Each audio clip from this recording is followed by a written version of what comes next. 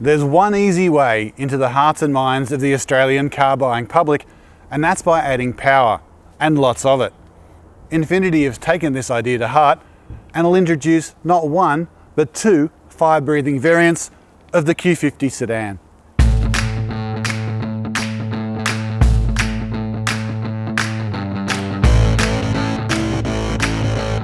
The rear-wheel drive Q50 sedan will be offered in two additional models that are equipped with a twin-turbo 3-litre 6-cylinder engine that's a distant cousin to the mighty motor in the Nissan GT-R.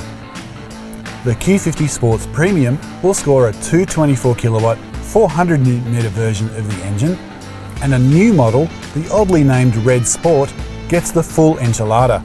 It'll make a whopping 298 kilowatts and 475 Newton meters of torque, which is just a handful of kilowatts shy of cars like BMW's M3 and the Lexus IS F.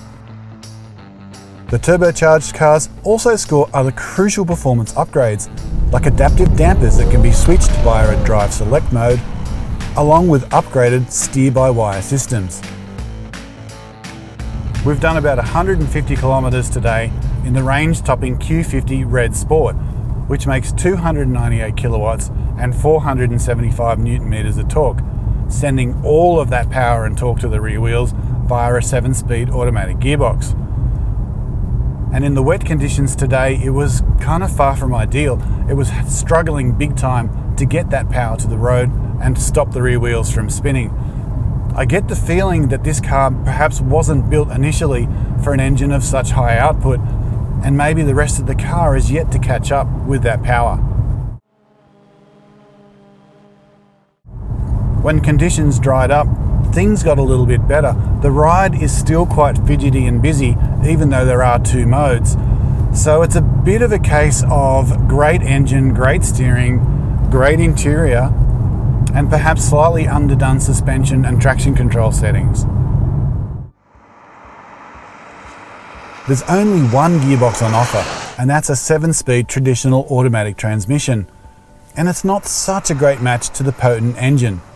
It takes a little bit too long to respond underfoot, and the shifts aren't as crisp and precise as the ones you'd get with a double clutch transmission. The electronic steering though is a pleasant surprise, feeling feelsome and intuitive underhand. The single biggest performance issue with the Q50, however, is the lack of performance from its 19-inch run-flat tyres. They simply did not handle the wet conditions at all well. If you're considering one of these cars, we would seriously consider asking the dealer to swap them out for something more suitable.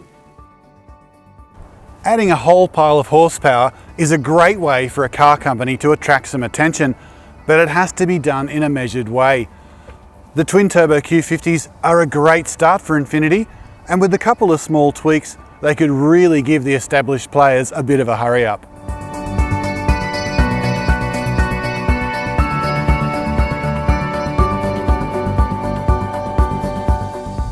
Do you want to read more about the Q50? Well, click right here for the full review. And don't forget to subscribe to our YouTube channel for all the latest car reviews and news from carsguide.com.au.